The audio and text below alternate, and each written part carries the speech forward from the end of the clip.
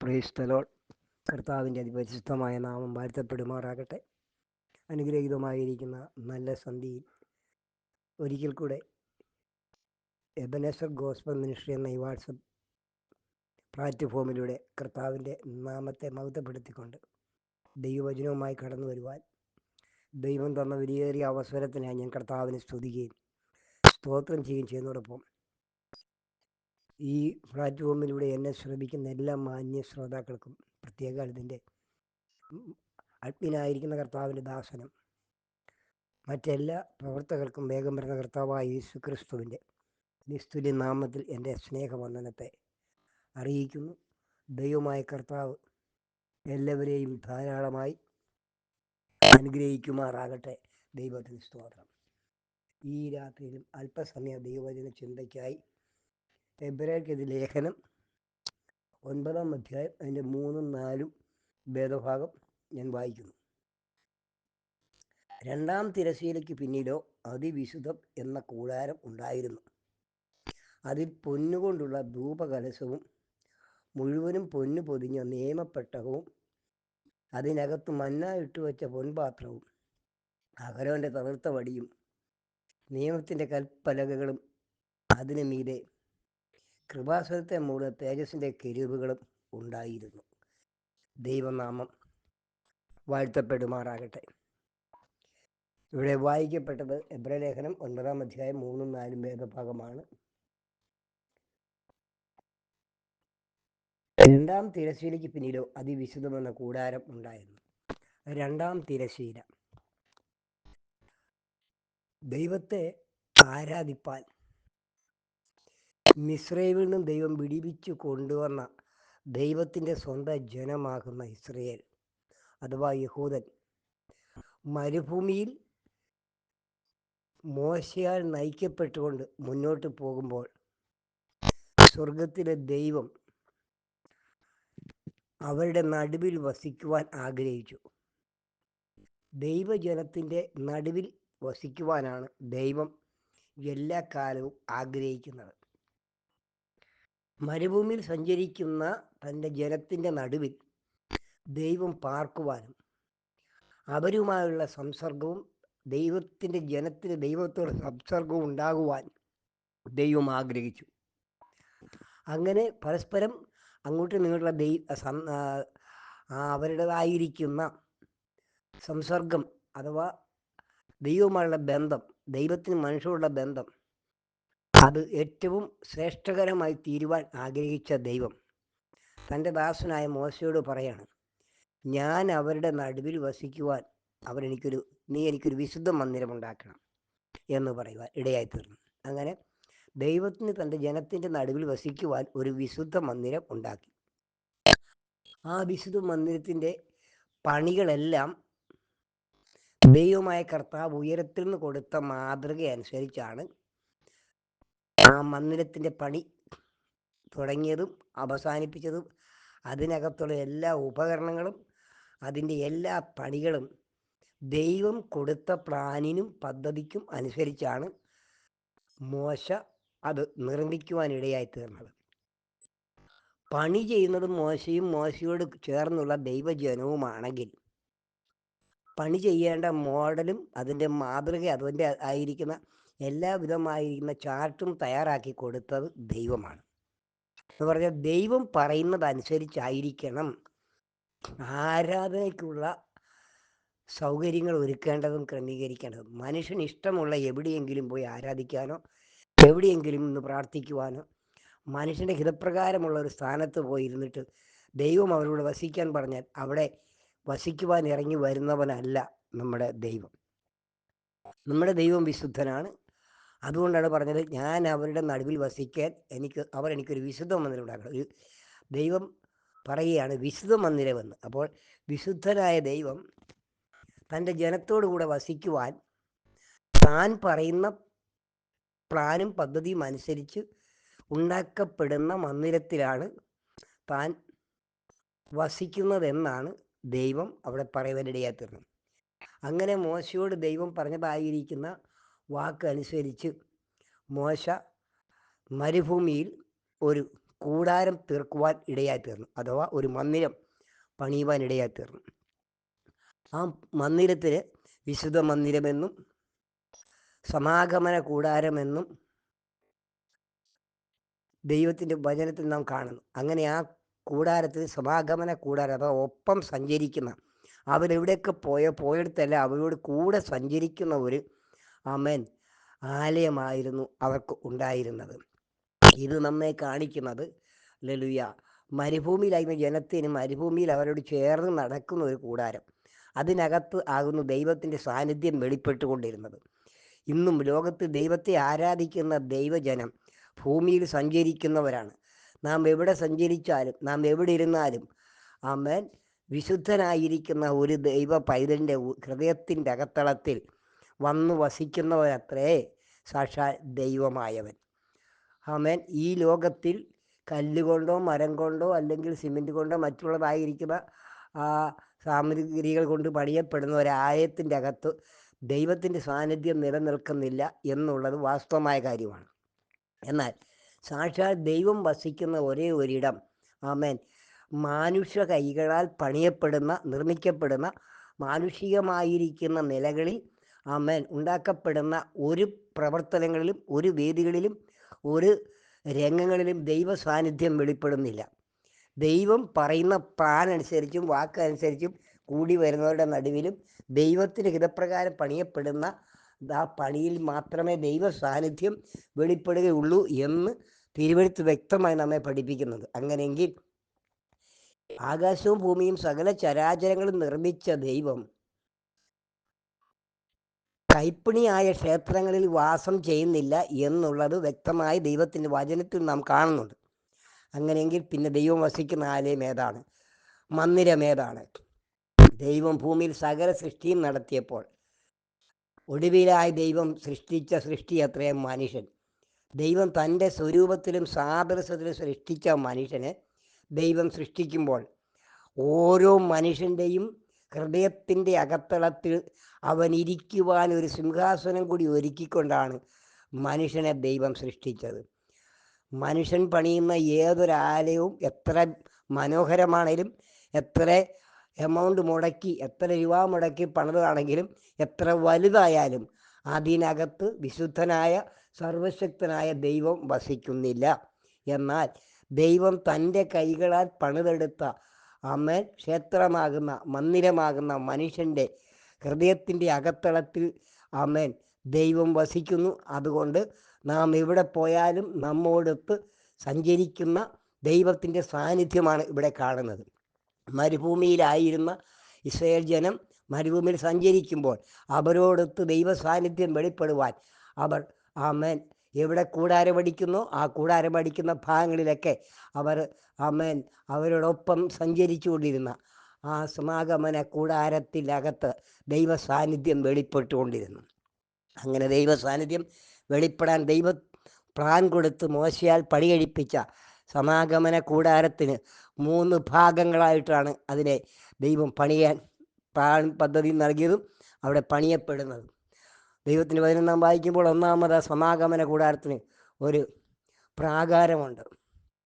അഥവാ ദൈവജനത്തിന് വന്ന് അവരുടെ പാപത്തിൻ്റെ പരിഹാരത്തിന് യാഗം കഴിക്കുവാൻ ദൈവജനത്തിന് വന്ന് നിൽക്കുവാനും പുരോഹിതനുമായി ബന്ധപ്പെടുവാനുള്ളതായിരിക്കുന്ന സ്ഥലമാണ് പ്രാകാരം. അവിടെ നിന്നും മുൻപോട്ട് പോകുമ്പോൾ രണ്ടാമത്തെ ഭാഗം വിശുദ്ധ സ്ഥലമെന്നറിയപ്പെടുന്നതായ സ്ഥലമാണ്.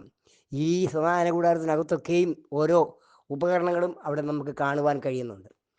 പ്രാകാരത്തിൽ ചെന്നാൽ അവിടെ ഒരു യാഗപീഠവും അതോടൊപ്പം തന്നെ ഒരു പിച്ചളത്തൊട്ടി, അഥവാ കാല് കഴുകുവാൻ വെള്ളം വയ്ക്കുന്നതായിരിക്കുന്ന ഒരു വാർപ്പ്, അത് ദൈവത്തിൻ്റെ ദൈവവചനം നമ്മെ വ്യക്തമായി പഠിപ്പിക്കുന്നത്. ഹല്ലേലൂയ. അപ്പോൾ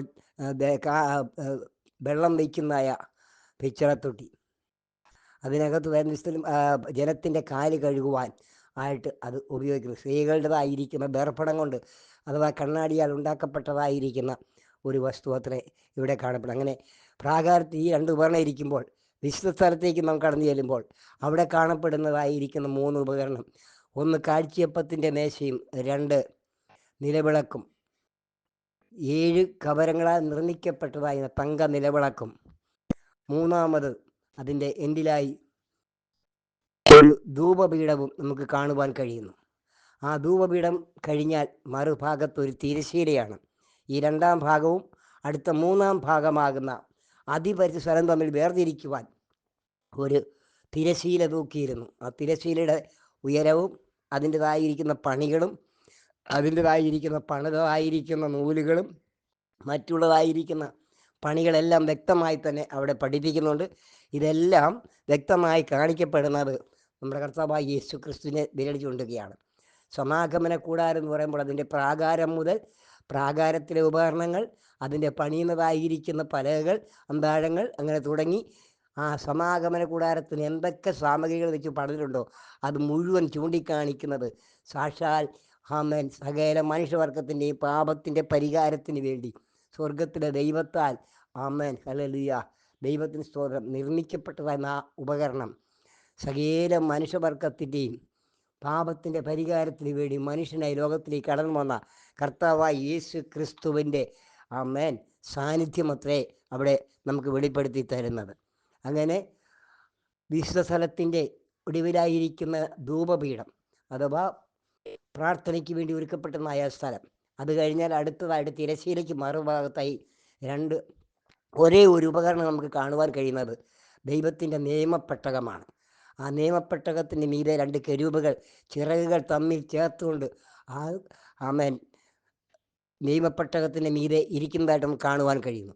ഈ നിയമപ്പെട്ടകത്തിനകത്ത് 3 വിധ കാര്യങ്ങൾ മാത്രമേ അതിനകത്തുള്ളൂ. ഒന്ന്, ആമേൻ മന്ന ഇട്ട് വെച്ച പൊൻപാത്രം, അഥവാ ഇസ്രായേൽ ജനം മരുഭൂമിയിലായിരുന്നപ്പോൾ ദൈവം അവർക്ക് തിന്മാൻ കൊടുത്ത ഭക്ഷണമാകുന്ന മന്ന, അത് എരികോ സമഭൂമിയിൽ വന്നപ്പോൾ നിന്നുപോയി. പിന്നെ വരും തലമുറയ്ക്കും ദൈവം മരുഭൂമിയിൽ അവർക്ക് ഭക്ഷണമില്ലാഞ്ഞപ്പോൾ സ്വർഗത്തിൽ നിന്ന് മന്ന പൊഴിച്ചു കൊടുത്തത് പറഞ്ഞാൽ പിന്നീട് പുറകെ വരുന്നതായ തലമുറകൾ അത് വിശ്വസിക്കത്തില്ല. എന്നാൽ അവർക്ക് വിശ്വാസത്തിന് വേണ്ടി മോശയോട് പറഞ്ഞു, ആമേൻ ആ മന്നയിൽ ഇടങ്ങഴി എടുത്തു വയ്ക്കണമെന്ന് പറഞ്ഞതനുസരിച്ച് ഇടങ്ങഴി മന്ന എടുത്ത് സൂക്ഷിച്ചു വെച്ചിട്ടുണ്ട്. ആ സൂക്ഷിച്ചു വെച്ചിരിക്കുന്ന മന്ന അത്രേ ആമേൻ അതിപരിശുദ്ധ സ്ഥലമാകുന്ന ആമേൻ സമാഗമന കൂടാരത്തിലെ 3-ാമത്തെ ഭാഗമാകുന്ന അതിപരിശുദ്ധ സ്ഥലത്തിരിക്കുന്ന പെട്ടകത്തിനുള്ളിൽ ഇരിക്കുന്നത്. ഒന്ന്, ആമേൻ മന്ന ഇട്ട് വെച്ച പൊൻപാത്രം. 2, നിയമത്തിൻ്റെ പലകകൾ, അഥവാ മോശയ്ക്ക് ദൈവം തൻ്റെ ജനത്തിന് വേണ്ടി കൊടുപ്പാൻ ദൈവം തൻ്റെ കൈകളാൽ എഴുതി കൊടുത്തതായിരുന്ന പ്രമാണമാകുന്ന 10 കൽപ്പന അടങ്ങിയതായിരിക്കുന്ന നിയമത്തിൻ്റെ കൽപ്പലക ആ സമാഗമന കൂടാരത്തിൽ വരും തലമുറയ്ക്ക് വേണ്ടി സൂക്ഷിച്ചു വച്ചിരിക്കുന്നു. 3-ാമതായിട്ട് ഇസ്രായേൽ ജനത്തിൻ്റെ ഇടയിൽ പൗരോഹിത്വം നിറവേറാൻ മത്സരത്തോടു കൂടി ജനം ഞാനും പുരോഹിതൻ പറഞ്ഞുകൊണ്ട് മത്സരം പൗരോഹിത്യത്തിന് വേണ്ടി തുടങ്ങിയപ്പോൾ സ്വർഗത്തിലെ ദൈവം 12 ഗോത്രങ്ങളിൽ നിന്നും ഓരോ വടി വീതം ആമേൻ ഹല്ലേലൂയ ദൈവാലയത്തിൽ കൊണ്ടുവരുവാൻ കൽപ്പിക്കുകയും അവരുടെ നേതാക്കന്മാരായിരിക്കുന്നവർ 12 വടികൾ കൊണ്ടുവന്ന് വെച്ചു. എന്നാൽ ലേവി ഗോത്രത്തിൻ്റെ വടി അത് അഹരോൻ്റെ പേരെഴുതി ദൈവാലയത്തിൽ കൊണ്ടുവന്ന് വെച്ചു. ഒരു രാത്രി വെച്ച് പ്രഭാതത്തിൽ നോക്കുമ്പോൾ ആ ബദാംകമ്പ് പൂത്ത് തളർത്ത് ഫലം കായ്ച്ചിരിക്കുന്നത് കാഴ്ച ഏത് വടിയിൽ കാണുന്നോ ആ കമ്പിൽ ആമേൻ പൗരോഹിത്യത്തിൻ്റെതായിരിക്കുന്ന ഒരു തെരഞ്ഞെടുപ്പ് അവിടെ കാണുകയാണ്. അങ്ങനെ അവർ 12 ബദാം വൃക്ഷത്തിൻ്റെ കമ്പുകൾ കൊണ്ടുവന്ന് ദേവാലയത്തിൽ പുരോഹിതനെ ഏൽപ്പിച്ചു. പുരോഹിതൻ അത് ദേവാലയത്തിൽ പെട്ടകത്തിന് സമീപം വെച്ചു. എന്നാൽ അടുത്ത പ്രഭാതത്തിൽ വന്ന് നോക്കുമ്പോൾ കണ്ടത് 11 വടികൾ ലേവി ഗോത്രത്തിൻ്റെ വടിയാകുന്ന അഹരോൻ്റെ പേരെഴുതിയ വടി ഒഴികെ ബാക്കി എല്ലാ വടികളും ആ വെച്ച അതേ അനുഭവത്തിൽ തന്നെ ഇരിക്കുമ്പോൾ അഹരോൻ്റെ വടി തളർത്ത് പൂത്ത് അതിൽ ഫലം കായ്ച്ചു നിൽക്കുന്ന കണ്ടു. അങ്ങനെ പൗരോഹിത്യം എന്നേക്കും നിത്യപൗരോഹിത്യമായി ലേവ്യ ഗോത്രത്തിൽ ലഭിക്കപ്പെടുവാൻ ഇടയായി തീർന്നതായിട്ട് തിരുവെഴുത്ത് നമ്മെ പഠിപ്പിക്കുന്നു. അങ്ങനെ ആമേൻ പൗരോഹിത്യം ലഭിക്കപ്പെട്ടതായിരിക്കുന്ന അഹരോൻ്റെ ഓർമ്മ നിലനിർത്തുന്ന അല്ലെങ്കിൽ ആ പൗരോഹിത്യത്തിന് അവിടെ ദൈവജനത്തിൻ്റെ ഇടയിൽ വരും തലമുറയ്ക്ക് കാണിക്കുവാൻ ദൈവം ചെയ്ത അത്ഭുതങ്ങളൊന്നത്രേ.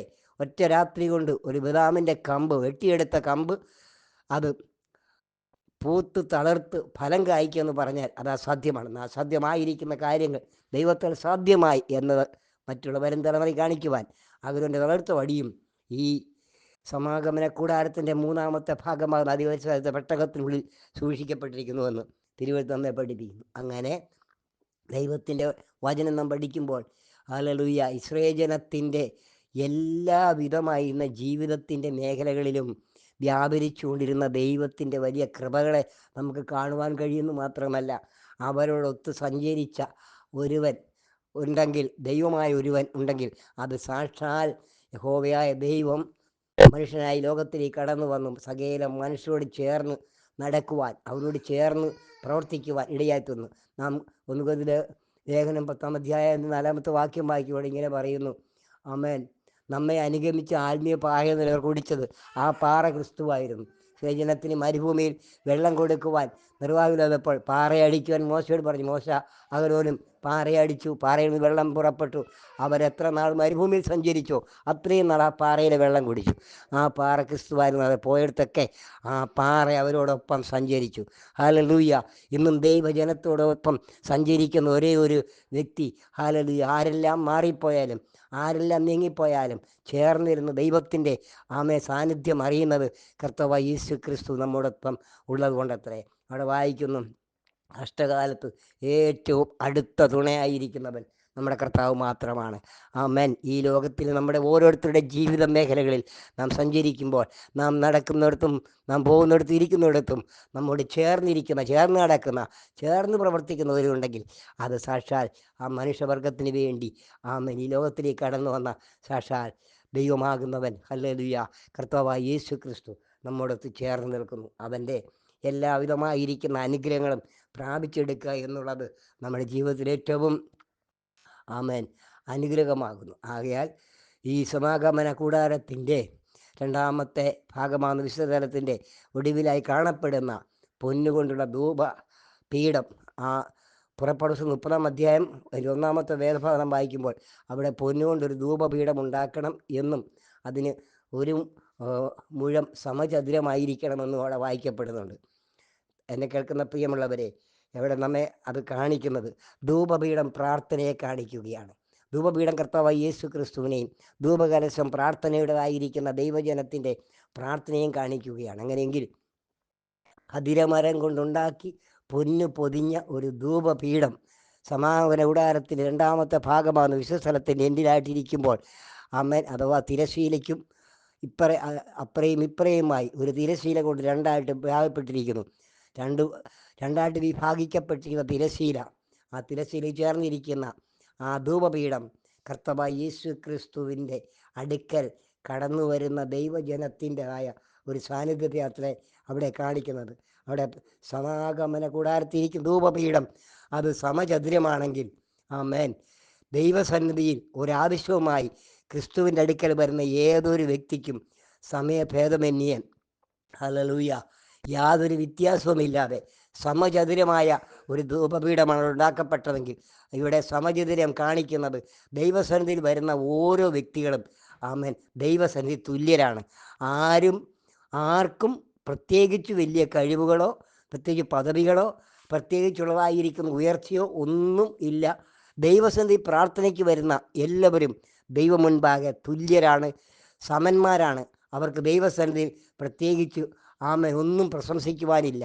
ആമൻ ഏതു പദവിയിലുള്ളവരായാലും ഏത് കഴിവുള്ളവരായാലും എത്ര ഉന്നതമായ നിലവാരം പുലർത്തുന്നവരായാലും ധൂപപീഠത്തിൻ്റെ അടുക്കൽ പ്രാർത്ഥനയ്ക്കായി വരുന്ന ഏതൊരു വ്യക്തിയും ദൈവസന്നിധിയിൽ സമന്മാരാണ്. അതത്രേ ഹല്ലേലൂയ ഈ സമചതുരമുള്ളതായിരിക്കുന്ന ധൂപപീഠം നമ്മെ കാണിക്കുന്നത്. ആ ധൂപപീഠത്തിൽ ആമേൻ ധൂപമർപ്പിക്കുക അത് പുരോഹിതന്മാരുടെ ഉത്തരവാദിത്വമാണ്. ദൈവജനത്തിന് വേണ്ടിയുള്ളതായ ആ ധൂപമർപ്പിക്കുന്ന ധൂപകലശങ്ങൾ ദൈവത്തിൻ്റെ വചനം പറയുമ്പോൾ അവിടെ പറയുന്നുണ്ട്. ആ ധൂപകലശങ്ങളിട്ട് ധൂപം കാട്ടുമ്പോൾ ആ ധൂപത്തിൻ്റെ പുക ഉയരത്തിലേക്ക് പൊങ്ങിയിട്ട് അതിൽ നിന്ന് ഉയരുന്നതായിരിക്കുന്ന സൗരഭ്യവാസന ആമേൻ അഥവാ ആ സൗരഭ്യം വരുത്തുന്നതായിരിക്കുന്ന ആമേൻ കല്ലിൽ കുന്തിരിക്കം തുടങ്ങിയതായിരിക്കുന്ന ആമേൻ ഉപകരണങ്ങളൊക്കെ ഇട്ട് അല്ലെങ്കിൽ വസ്തുക്കളിട്ട് നടത്തുന്നതായിരിക്കുന്ന ധൂപം അത് ഉയരത്തിലേക്ക് ഉയരുമ്പോൾ അതിൻ്റെ പുക മണക്കുന്ന സർവശക്തനായ ദൈവം അതിൽ സന്തോഷിക്കുകയും അവരുടെ യാഗത്തിൽ ആ പ്രാർത്ഥന പ്രസാദിക്കുകയും ചെയ്യാണ്. ദൈവസന്നിധിയിൽ ഹല്ലേലൂയ പ്രാർത്ഥനയ്ക്കായി കടന്നു വരുന്ന ഓരോ ദൈവഭക്തന്മാരും നമ്മുടെ നാവിൽ നിന്ന് ഉയർന്ന പ്രാർത്ഥനാ വാക്കുകളും വാചകങ്ങളും നമ്മുടെ പ്രാർത്ഥനയുടേതായിരിക്കുന്ന രീതികളും ഹൃദയത്തിൻ്റെ അകത്തളത്തിൽ നിന്നും ഉയരുന്നതായിരിക്കുന്ന ആമേൻ ഹല്ലേലൂയ സൗരഭ്യം പകരുന്ന വാക്കുകളും സൗരഭ്യം പകരുന്നതായിരിക്കുന്ന ആമേൻ ദൈവത്തിന് പ്രസാദം പരത്തുന്നതായിരിക്കുന്ന വചനങ്ങളും പറഞ്ഞ് ദൈവത്തിൽ താഴ്മപ്പെട്ട് വിനയത്തോടെ അവൻ്റെ പാദമെടുത്ത് നാം മുഴങ്കാലം അടക്കുമ്പോൾ സ്വർഗം നമുക്ക് വേണ്ടി ഒരുക്കിത്തരുന്ന ആ അനുഗ്രഹങ്ങൾക്ക് വേണ്ടി ആമേൻ ആമേൻ സ്തോത്രം അതിവിടെ വ്യക്തമായി നമ്മെ പഠിപ്പിക്കുന്ന ദൈവത്തിന് സ്തോത്രം. അങ്ങനെ ധൂപപീഠത്തിൽ ധൂപം അർപ്പിക്കാൻ കടന്നവർ പറയുന്നു അത് പൊന്നുകൊണ്ടുള്ള ആമേൻ ധൂപപീഠമായിരിക്കണം. ദൈവത്തിന് സ്തോത്രം. കതിരമരം കൊണ്ട് പണിത് പൊന്ന് പൊതിഞ്ഞതായിരിക്കണം. മരം ദൈവത്തിന് സ്തോത്രം മനുഷ്യത്വത്തെയും പൊന്ന് വിലയേറിയ വിശ്വാസത്തെയും കാണിക്കുകയാണ്. അല്ലെങ്കിൽ ദൈവജനത്തിന് ലഭിക്കുന്ന ധൂപകലശം അതിൽ ദൈവത്തിൻ്റെ വചനം വായിക്കുന്നത് പൊന്നുകൊണ്ടുള്ള ധൂപകലശമെന്ന ആമേൻ. യാഗപീഠം കതിരമരങ്ങൾ ഉണ്ടാക്കി പൊന്നു പൊതിഞ്ഞത് നമ്മെ കാണിക്കുന്നത് യാഗപീഠം സാക്ഷാൽ കർത്താവായ യേശു ക്രിസ്തുവിനെ നമ്മൾ അത് മനസ്സിലാക്കാൻ കഴിയുന്നു. ആ യാഗപീഠത്തിൽ മരം കർത്താവായ യേശു ക്രിസ്തുവിൻ്റെ മനുഷ്യത്വവും ആ പൊന്നു പൊതിഞ്ഞതായിരിക്കുന്ന ധൂപപീഠത്തിൻ്റെ പൊന്ന് യേശു ക്രിസ്തുവിൻ്റെ ദൈവത്വവും കാണിക്കുകയാണ്. അവൻ ഭൂമിയിൽ സകല മനുഷ്യവർഗത്തിനും വേണ്ടി ഈ ലോകത്തിൽ മരണം ആസ്വദിക്കാൻ കടന്നു വന്ന അമ്മ നമുക്ക് തുല്യമായി സകലത്തിനും പരീക്ഷിക്കപ്പെട്ട ഒരു മനുഷ്യനാണ് സാക്ഷാൽ കർത്താവായ യേശു ക്രിസ്തു. എങ്കിലും അവൻ ദൈവമാകുന്നു എന്ന് ഉള്ളത് വെളിപ്പെടുത്തുവാൻ അത്രേ ഈ മരം കൊണ്ടുള്ളതായിരിക്കുന്ന ആമേൻ ധൂപപീഠം മുഴുവൻ പൊന്നു പൊതിഞ്ഞിരിക്കുകയാണ്. യേശു ഭൂമിയിൽ മനുഷ്യനായി നമ്മുടെ ഇടയിൽ നിൽക്കുമ്പോൾ തന്നെ അവൻ പൂർണ്ണ ദൈവമാകുന്നു എന്നുള്ളത് അവൻ്റെ ദൈവത്വത്തെ വ്യക്തമായി വെളിപ്പെടുത്തുന്ന അത്രേ പൊന്ന്. ഹല്ലേലൂയ. ഈ ഭൂമിയിൽ മനുഷ്യനായി പങ്കപ്പാടുകളും കഷ്ടതകളും ആമേൻ പീഡനങ്ങളും ഏറ്റുവാങ്ങുമ്പോഴും തൻ്റെ ശരീരം ആമേൻ മാനുഷികമായ നിലയിൽ ലോകപ്രകാരം ആമേൻ കന്യകയിൽ നിന്ന് പിറന്നതായിരിക്കുന്ന ഒരു മനുഷ്യനെങ്കിലും ഈ കർത്താവായ യേശു ക്രിസ്തുവിൻ്റെ ആമേൻ മനുഷ്യത്വത്തെ പൂർണ്ണമായും പൊതിഞ്ഞു നിർത്തിയിരിക്കുന്നത് അവൻ്റെ ദൈവത്വമാണ്. അഥവാ സാക്ഷാൽ ദൈവമായിരുന്നവൻ മനുഷ്യനായി ലോകത്തിലേക്ക് കടന്നു വന്നു. എങ്കിലും അവൻ്റെ ദൈവത്വം അവനെ ആമേൻ മൂടിയിരുന്നത് കൊണ്ട് അവൻ്റെ കഷ്ടതയിൽ ആമേൻ ദൈവം അവനെ തുണനിന്നെന്ന് ദൈവത്തിൻ്റെ വചനം വായിക്കുന്നു. ഇന്ന് പകൽക്കാലം ഇന്ന് രാത്രിക്കാലം കേൾക്കുന്ന പ്രിയമുള്ളവരെ, ഈ രാത്രിയിൽ കർത്താവിൻ്റെ മാറ്റമില്ലാത്ത വചനത്തിൻ്റെ ആധികാരികത ഞാൻ വിളിച്ചു പറയുന്നു. കർത്താവിന് സ്തോത്രം. ഹല്ലേലൂയ. അവിടെ ധൂപകലശം അത് പൊന്നുകൊണ്ടുള്ളതായിരിക്കണം എന്ന് പറയുന്നു. ദൈവജനത്തിന് പ്രാർത്ഥിക്കുവാനായി ലഭിക്കുന്നതായിരുന്ന ആ പ്രാർത്ഥന അത്രേ ധൂപകലശത്തെ കാണിക്കുന്നത്. അതും പൊന്നു പൊതിഞ്ഞതായെന്നു എന്ന് വായിക്കുന്നു. അങ്ങനെയെങ്കിൽ ഈ പൊന്ന് ഹല്ലേലൂയ വിലയേറിയ വിശ്വാസത്തെ കാണിക്കുകയാണ്. നാം ഓരോരുത്തരും ഈ ഭൂമിയിലായിരിക്കുമ്പോൾ സകല മനുഷ്യനും ആമേൻ ക്ഷയമുള്ളവരും വാട്ടമുള്ളവരും മാലിന്യമുള്ളവരും എല്ലാ നിലയിലും ഈ ലോകപ്രകാരം ദ്രവത്വമുള്ളതുമാണ് നമ്മുടെ ഈ ശരീരം. എന്നാൽ ഈ ദ്രവത്വമുള്ള ശരീരം കൊണ്ട് ദൈവത്തിൻ്റെ സന്നിധിയിൽ കടന്നു വന്ന് പ്രാർത്ഥിക്കുമ്പോൾ ഹല്ലേലൂയ നമ്മുടെ ഈ പുറമേയുള്ളതായിരിക്കുന്ന നമ്മുടെ ദ്രവിച്ചു പോയ ശരീരത്തിൻ്റെ ദ്രവത്വമോ അല്ലെങ്കിൽ ക്ഷയമോ മാലിന്യമോ വാട്ടമോ അല്ല വെളിയിൽ കാണേണ്ടത്. നമ്മളെ ആമേൻ ക്ഷയം മാലിന്യം വാട്ടം എന്നിവയുള്ള ഈ മനുഷ്യ ശരീരത്തെ ദൈവത്തിൻ്റെ വിശ്വാസമെന്ന ആമേൻ പൊന്നുകൊണ്ട് പൊതിയപ്പെട്ടതായിരിക്കുമ്പോൾ പ്രതിഫലിക്കുന്നത് നമ്മുടെ വിശ്വാസമായിരിക്കണം. വിശ്വാസത്തോടു കൂടി പ്രാർത്ഥിക്കുന്ന ഒരു ദൈവവേദൻ്റെ പ്രാർത്ഥനയ്ക്ക് മറുപടി തരുവാൻ നമ്മുടെ ദൈവമായ കർത്താവ് ശക്തനാണ്. അവൻ പ്രാർത്ഥിക്കുന്ന ഏതൊരു വ്യക്തിയോടും പറയുന്നു വിശ്വാസത്തോടു കൂടിയ പ്രാർത്ഥന ദീനക്കാരനെ രക്ഷിക്കുമെന്ന് യാക്കോബ് അപ്പോസ്തലൻ പറയുന്നു. അതുപോലെ വിശ്വാസത്താൽ നാം ദൈവസന്നിധിയിൽ കടന്നു വരികയും പ്രാർത്ഥിക്കുകയും ചെയ്യുമ്പോൾ നമ്മുടെ പ്രാർത്ഥിക്കുന്ന ഏത് കാര്യത്തിലും മറുപടി തരുവാൻ അവൻ ശക്തനാണ്. അതുപോലെ വിശ്വാസം എന്നതോ ആശിക്കുന്ന ഉറപ്പ് കാണാത്ത കാര്യങ്ങൾ നിശ്ചയമാണ്. ആകയാൽ ഹല്ലേലൂയ പ്രാർത്ഥനയ്ക്ക് കടന്നു വരുന്ന ഏതൊരു വ്യക്തിയും വിശ്വാസത്തോടു കൂടി പ്രാർത്ഥിക്കുമ്പോൾ അവിടെ നമ്മുടെ മാനുഷികമായിരിക്കുന്ന വാക്കുകളോ മാനുഷികമായ സ്വഭാവങ്ങളോ മാനുഷികമായിരിക്കുന്ന കഴിവുകളല്ല അവിടെ പ്രതിഫലിക്കേണ്ടത്. നമ്മിൽ വ്യാപരിക്കുന്ന വിശ്വാസം അത്രേ ദൈവസന്നിധിയിൽ വ്യാപരിക്കപ്പെടേണ്ടത്. ആയതുകൊണ്ട് ഇന്ന് രാത്രികാലം ദൈവാത്മാവിൽ ഞാൻ ഓർപ്പിക്കുന്നു, വിശ്വസിക്കുന്നവരാൽ ഈ അടയാളങ്ങൾ നടക്കും. അത് വിശ്വാസത്തോടെ നമുക്ക് ദൈവസന്നിധിയിൽ കടന്നു ചെല്ലുവാൻ ദൈവം സഹായിക്കട്ടെ. ഹല്ലേലൂയ. അതുകൊണ്ട് ദൈവത്തിൻ്റെ വചനം വായിക്കുമ്പോൾ ദൈവത്തിന് സ്തോത്രം. വിശുദ്ധന്മാരുടെ പ്രാർത്ഥന അത് ധൂപകലശമായി നമ്മൾ കാണുന്നു. വിശുദ്ധന്മാരുടെ പ്രാർത്ഥനയ്ക്ക് വിലയുണ്ട്. അതിന്നല്ലെങ്കിൽ നാളെ അതിന് മറുപടി ഉണ്ടെന്ന് തിരുവെഴുത്തമ്മ പഠിപ്പിക്കുന്നുണ്ട്. വിശുദ്ധന്മാരുടെ പ്രാർത്ഥനയോടുകൂടെ ആമേ ധൂപ കലശവും അതുപോലെ തന്നെ യാഗപീഠത്തിൻ്റെ കനലും കൂടെ ചേർത്ത് ഭൂമിയിലേക്ക് എറിയുമ്പോൾ ആമേ നാദം മുഴക്കി ഒരു വലിയ ഭൂകമ്പം ഉണ്ടായ ദൈവത്തിൻ്റെ വചനം വായിക്കുന്നു. അങ്ങനെയെങ്കിൽ ഇന്നല്ലെങ്കിൽ നാളെ വിശുദ്ധന്മാരുടെ സകല വിശുദ്ധന്മാരുടെയും പ്രാർത്ഥനയും ആ പ്രാർത്ഥനയോട് ചേർന്ന് ആമേൻ ദൈവത്തിൽ നിന്ന് ലഭിക്കപ്പെടുന്ന ധൂപവർഗവും അതോടൊപ്പം യാഗപീഠത്തിലെ കനൽ, ആമേൻ കനൽ എന്ന് പറയുമ്പോൾ അത് എപ്പോഴും തീ കൊണ്ട് ആമേൻ അത് ഹല്ലേലൂയ വിളങ്ങി നിൽക്കുന്നതിനാൽ അതിൻ്റെ ആ കനൽ ഒരു കരിക്കട്ടയായിട്ടല്ല കാണുന്നത്, അത് വ്യക്തമായും തീക്കഷ്ണമായി തന്നെ ആമേൻ പൊന്നുപോലെ അത് ചുമന്ന് നല്ല ആമേൻ ഒരു തീക്കട്ടയായിട്ടാണ് കാണുന്നത്. ഇത് നമ്മെ കാണിക്കുന്നത് യാഗപീഠത്തിലെ കനൽ പരിശുദ്ധാത്മാവിനെ കാണിക്കാം. നമ്മുടെ ഓരോരുത്തരുടെയും ആത്മാവിലുള്ള പ്രാർത്ഥന അത് ഹല്ലേലൂയ ഈ ഭൂമിയിൽ നമ്മളായിരിക്കുമ്പോൾ പ്രാർത്ഥിക്കും നമ്മുടെ ആത്മാവിലെ പ്രാർത്ഥനയ്ക്ക് അത് വിലയുണ്ട്. അതിന്നല്ലെങ്കിൽ നാളെ ഒരു വലിയ ഭൂകമ്പം അഥവാ വലിയൊരു പൊട്ടിത്തെറിക്ക് വലിയൊരു ആമേ ഹല്ലേലൂയ വിശ്വപരിഹാരത്തിന് കാരണമായി തീരുകയാണ്. ദൈവത്തിന് സ്തോത്രം. വിശുദ്ധന്മാരുടെ പ്രാർത്ഥന ധൂപ കലശവും അതോടൊപ്പം തന്നെ ഹല്ലേലൂയ ധൂപവർഗവും എല്ലാം കൂടെ ഇട്ട് ദൈവത്തിൻ്റെ വചനം വായിക്കുന്നത് ദൈവത്തിന് സ്തോത്രം ഭൂമിയിലേക്ക് ഇറങ്ങി വന്നാണ്. നമ്മുടെ ഈ ഭൂമിയിലായിരിക്കുമ്പോൾ നാം കഴിക്കുന്ന പ്രാർത്ഥനയ്ക്ക് മറുപടിയുണ്ട്.